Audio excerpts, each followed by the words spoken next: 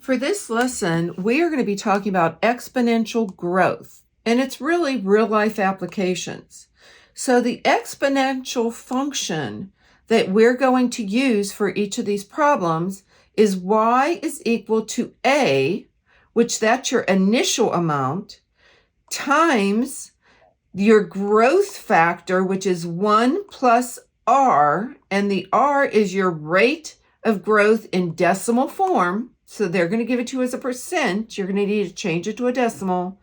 And x is equal to the time in years. So before we get started, I want you to make sure that you know how to use your calculator, because your calculator and my calculator might be different. In order to see if you can get 2 to the third power is equal to 8. For my calculator, I hit the 2, the y to the x, the 3, and then equals. Go ahead, pause this video, make sure you're able to use your calculator properly. All right, well, question number 1. The world population in 2000 was approximately 6.8 billion. 6.8 billion. The annual rate of increase was about 1.26%. So when I'm looking at this, it's important to know, and I'm going to mark my text before I go to my questions even, my world population in this year was that number. And this rate of increase was about 1.26%. So the first thing we're going to have to do, it says find the growth factor for the world population. Well, remember, the growth factor is merely 1 plus, and we've got to change this to decimal form. And when we do that, and I'm going to write it over here, we just go ahead and we move the decimal point 2 places to the left. So my decimal is going to be 0.0126. And when I want to list my growth factor, all I'm going to do now is I'm going to add that. Well, we know that that would be 1.0126. There's your growth factor. It says, suppose the rate of increase continues 1.26. Write a function to model the world population. Okay, well, we're going to now use this formula, and we're just going to substitute in the values that we see. So it's going to be y equals, we started off with that 6.08, and I am going to write that word billion, and then I'm going to talk to you about what you're going to do with your calculator. That is your initial amount times your growth factor, which is 1.0126, and that is going to be to the x for the number of years. Okay? So now it says, let x be the number of years past the year 2000. Find the world population in 2010. So it's going to be very important that we know that from 2010 to 2000, this represents 10 years. All right, let's just go ahead and we're going to write that formula down and substitute in our values as we go. So when I'm working this, I'm going y equals, again, I'm going to plug in all my information, 6.08 billion times my 1.0126, the growth factor, and now we must go ahead and put 10 for the number of years. So when you're using your calculator, I do not worry about this yet.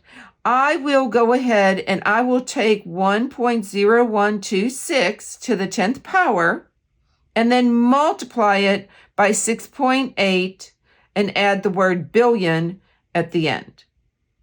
So again, this is what, and I'm going, when you do this with your calculator, you do not write this number down. So when you put that number in your calculator, you're going to get a decimal that's going to go on. And then you're going to take that decimal without clearing your screen times only the 6.08. And if you know how to use your calculator and you do it properly, you're going to end up rounding it to the nearest hundredth, and it's 6.89 is what you get on your screen. But remember, we said in the end, we were going to add the word billion. Again, you had to make sure you knew how to use your calculator properly. If you did not get this answer, then you did not put this amount in your calculator properly. All right, let's look at the second one. So for question number 2, an investment of $75,000 increases at a rate of 12.5% per year.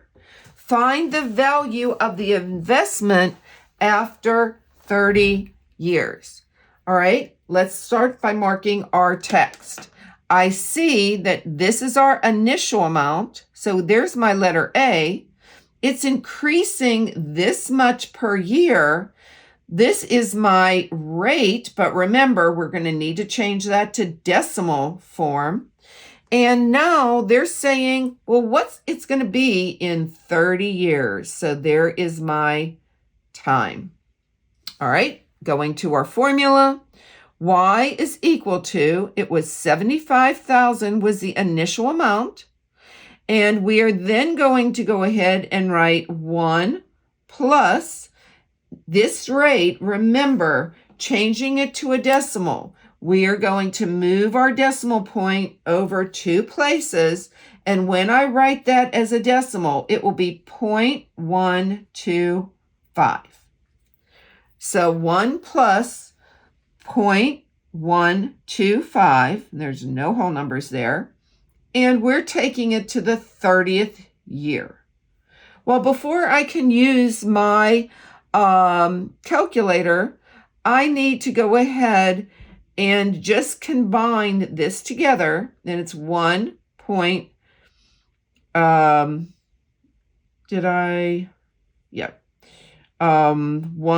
2, 5 to the 30th.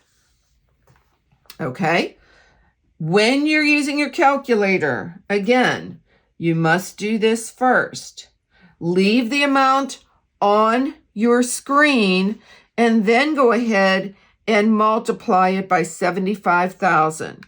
So this time I'm actually going to go ahead and I'm going to show you my calculator. I'm not sure if it will truly appear nicely on your screen, but you should be able to see 807.793, blah, blah. So that way you can kind of compare. Is your calculator the same as mine?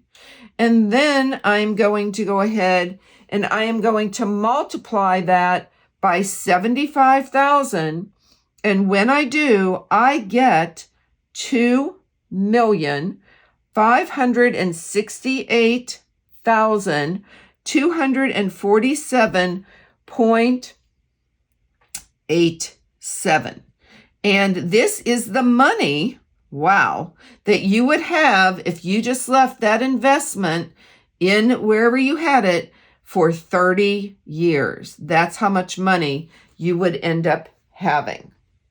If this video was helpful to you today, please add a like, comment, and most importantly, subscribe for more Math with Marcia. See you again soon.